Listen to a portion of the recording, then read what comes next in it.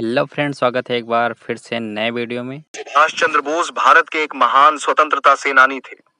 उनका जन्म 23 जनवरी 1997 को उड़ीसा के कटक में हुआ था।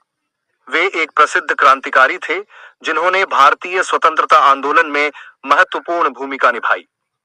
उनका प्रसिद्ध नारा "तुम मुझे खून दो, मैं तुम्हें आजादी दूंगा" था। जीवन, जन्म और शिक्षा। सुभाष चंद्र बोस का जन्म एक बंगाली परिवार में हुआ था। उनके पिता जानकीनाथ बोस और माता प्रभावती थीं। उन्होंने कलकत्ता के प्रेसिडेंसी कॉलेज और स्कॉटिश चर्च कॉलेज में पढ़ाई की। स्वतंत्रता आंदोलन में योगदान।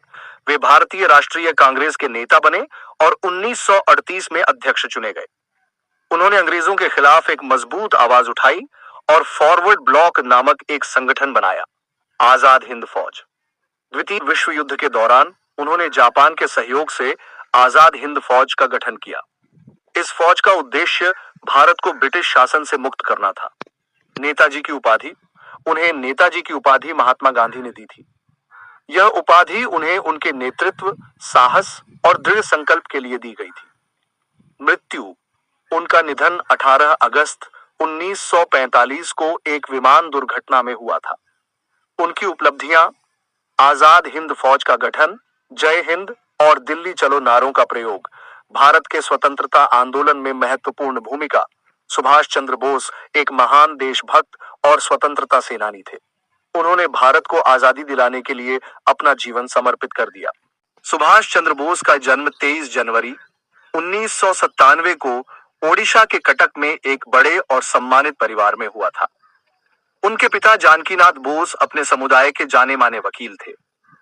उनकी मां प्रभावती दत्त बोस एक धर्मपरायण और धार्मिक महिला थीं, जिन्होंने बोस के शुरुआती मूल्यों और सिद्धांतों को आकार देने में महत्वपूर्ण भूमिका निभाई। बड़े होते हुए बोस 14 भाई बहनों में से एक थे, जिससे एक जीवंत और सहायक पारिवारिक माहौल बना। बोस परिवार बंगाली संस्कृति और परंपराओं में गहराई से निहित था और इस पृष्ठभूमि ने बोस के शुरुआती वर्षों को प्रभावित किया। उनके परिवार के मूल्यों और शिक्षा और सामाजिक जिम्मेदारी पर उनके जोर ने उन पर एक स्थायी प्रभाव डाला। विवाह और पारिवारिक जीवन। 1937 में सुभाष चंद्र बोस ने ऑस्ट्रियाई महिला एमिली शेंकल से विवाह किया। एमिली की मुलाकात बोस की यूरोप यात्रा के दौरान हुई थी और दूरी और राजनीतिक उथल-पुथल की चुनौतियों के बावजूद उनका रिश्ता मजबूत होता गया। सुरक्षा कारणों से उनकी शादी को गुप्त रखा गया था और उस समय भारत में इस बारे में ज्यादा जानकारी नहीं थी।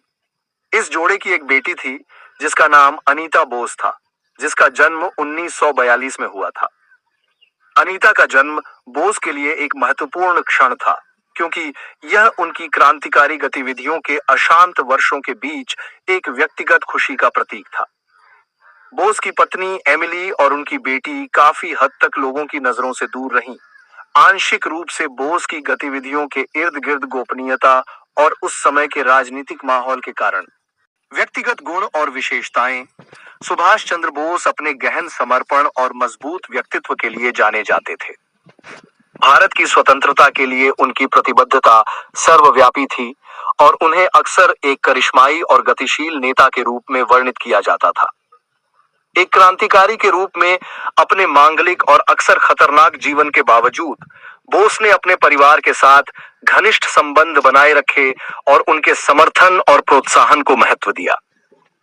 बोस के निजी जीवन में देश के प्रति उनके कर्तव्य और बलिदान की गहरी भावना झलकती थी। उनके परिवार ने उन्हें भावनात्मक समर्थन और स्थिरता प्रदान की, जो भारत की स्वतंत्रता के लिए उनके संघर्ष के वर्षों के दौरान महत्वपूर्ण थी। उनकी व्यक्तिगत पसंद, जिसमें उनका विवाह और पारिवारिक जीवन शामिल है, स्वतंत्र भारत के लिए उनके व्यापक दृष्टिकोण से जुड़ी हुई थी। कुल मिलाकर सुभाष चंद्र बोस का निजी जीवन पारिवारिक निष्ठा और अपने क्रांतिकारी लक्ष्यों के प्रति अटूट प्रतिबद्धता के बीच संतुलन से चिह्नित था। उनके रिश्तों और पारिवारिक जीवन ने उनके चरित्र और भारत के लिए स्वतंत्रता प्राप्त करने के दृढ़ संकल्प को आकार देने में महत्वपूर्ण भूमिका निभाई। सुभाष चंद्र बोस विचारधारा। स्वतंत्रता के लिए संघर्ष। सुभाष चंद्र बोस का दृढ़ विश्वास था कि भारत को ब्रिटिश शासन से स्वतंत्रता प्राप्त करने के लिए साहसिक और प्रत्यक्ष कार्रवाई करने की आवश्यकता है। कुछ नेताओं के विपरीत जो बातचीत और शांतिपूर्ण विरोध का समर्थन करते थे, बोस का मानना था कि केवल एक मजबूत, सक्रिय प्रतिरोध ही अंग्रेजों को भारत से बाहर निकाल सकता है। क्रांतिकारी दृष्टिकोण।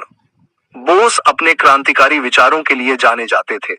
वे ब्रिटिश सरकार को चुनौती देने के लिए सशस्त्र संघर्ष का इस्तेमाल करने में विश्वास करते थे। उनका मानना था कि भारत को आजाद कराने के लिए सिर्फ शांतिपूर्ण तरीके ही काफी नहीं होंगे और इसके लिए ज्यादा सशक्त तरीका अपनाना जरूरी है। समाजवाद और न्याय। बोस समाजवाद के भी समर्थक थे। वह स्वतंत्रता के बाद भारत में एक निष्पक्ष और न्यायपूर्ण समाज का निर्माण करना चाहते थे। इसका मतलब था कि वह सामाजिक असमानताओं को दूर करना चाहते थे और यह सुनिश्चित करना चाहते थे कि लोगों के बीच धन और संसाधनों का समान रूप से बंटवारा हो। सभी भारतीयों में एकता। बोस भारतीय समाज के सभी वर्गों को एक साथ लाकर स्वतंत्रता की लड़ाई लड़ने में विश्वास करते थे। वह चाहते थे कि विभिन्न क्षेत्रों, धर्मों और पृष्ठभूमियों के लोग ब्रिटिश शासन के खिलाफ संघर्ष में एकजुट हों। उन्हें लगता था कि एकजुट प्रयास अधिक मजबूत और प्रभावी होगा। ब्रिटिश शासन की आलोचना। बोस ब्रिटिश शासन और भारतीयों के साथ उसके व्यवहार के बहुत आलोचक थे। वे सुधारों की धीमी गति और भारतीय आकांक्षाओं के प्रति सम्मान की कमी से निराश थे। उनकी निराशा ने उन्हें भारत की स्वतंत्रता के लिए अधिक आक्रामक और तत्काल समाधान खोजने के लिए प्रेरित किया। कुल मिलाकर सुभाष चंद्र बोस की विचारधारा ब्रिटिश उपनिवेशवाद के खिलाफ एक मजबूत, एकजुट और सक्रिय लड़ाई की आवश्यकता के साथ साथ सभी भारतीयों के लिए सामाजिक न्याय और निष्पक्षता के दृष्टिकोण पर केंद्रित थी। सुभाष चंद्र बोस की मृत्यु की परिस्थितियां। सुभाष चंद्र बोस की मृत्यु रहस्य और अनिश्चितता में डूबी हुई है। 18 अगस्त 1945 को ताइहोकू, अब ताइपेई, ताइवान में एक विमान दुर्घटना में उनकी मृत्यु हो गई।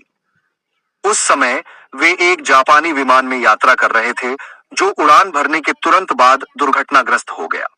बोस कथित तौर पर दुर्घटना में घायल हो गए और कुछ घंटों बाद उनकी मृत्यु हो गई। विरोधाभासी रिपोर्टें। बोस की मौत के बारे में कई तरह के सिद्धांत और विरोधाभासी रिपोर्टें सामने आई हैं। कुछ लोगों का मानना है कि उनकी मौत विमान दुर्घटना में हुई, जबकि अन्य लोगों का मानना है कि वे दुर्घटना में बच गए होंगे, लेकिन बाद में चोटों या बीमारी के कारण उनकी मृत्यु हो गई। ऐसी भी अफवाहें थीं कि बोस दुर्घटना से बच गए होंगे और कुछ समय तक छिपकर रहे होंगे। हालांकि इन सिद्धांतों की पुष्टि करने के लिए कोई ठोस सबूत सामने नहीं आया है। आधिकारिक पुष्टि। आधिकारिक विवरण के अनुसार बोस की मृत्यु ताइवान में विमान दुर्घटना में हुई थी। जापानी सरकार और उस समय की कई रिपोर्टों ने इस संस्करण का समर्थन किया। इसके बावजूद भारत और दुनिया भर में कई लोग आधिकारिक कहानी पर सवाल उठाते रहते हैं, जिससे विभिन्न षड्यंत्र सिद्धांत और अटकलें लगाई जाती हैं। वीडियो पसंद आई हो तो लाइक करें और चैनल को सब्सक्राइब करें प्लीज।